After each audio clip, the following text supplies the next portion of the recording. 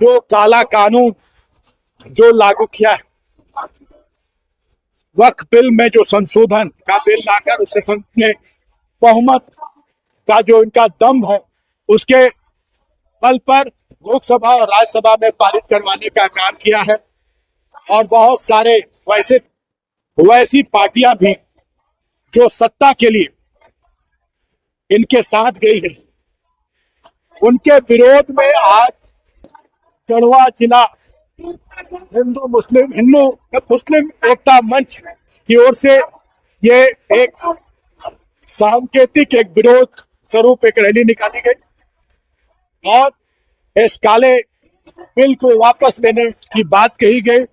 बाबा साहब डॉक्टर भीमराव अंबेडकर के संविधान के साथ किसी तरह की कोई छेड़छाड़ ना हो, इसके नारे लगे। हमारा हिंदुस्तान जिंदाबाद का नारा लगा।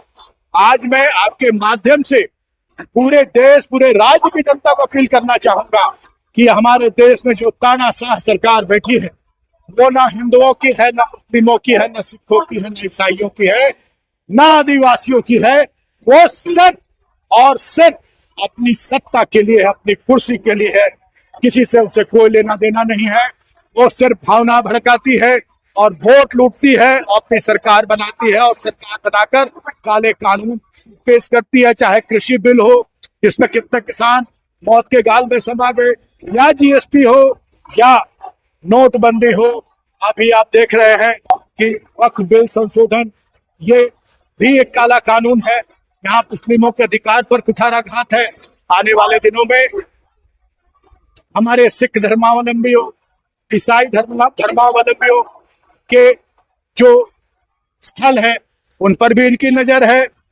हमारे जो आदिवासी भाई हैं, जो 5वीं अनुसूची के कवच में आज सुरक्षित हैं, कल को हो सकता है CNT SPT एक्ट पर भी इन लोग बदलाव करें और आदिवासियों की जमीन लूट कर अडानी अंबानी जैसे लोगों को ये लोग सौंपने का काम करें।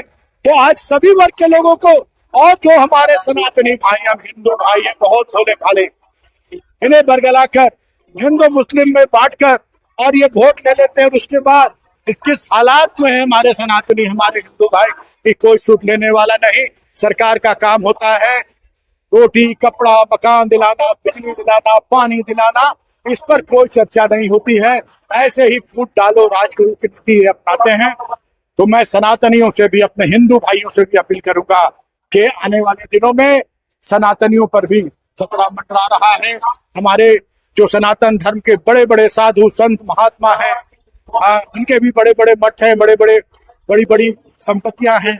कल को जब देखेंगे कि एक एक करके हम सारे बिल पास करा ले रहे हैं, तो कल अपने जो इनके पूंजीपति हैं, जिनकी बदौलत ये चुनाव में पानी की तरफ पैसा बहाते हैं, तो उन साधु महात्माओं के, उन महंतों के मठों पर भी इनकी नजर आती है और उसको भी ये लूटने का काम करेंगे। इसलिए आज का दिन है कि हम सब भारतवासी एक हो, अपने संविधान का सम्मान करें।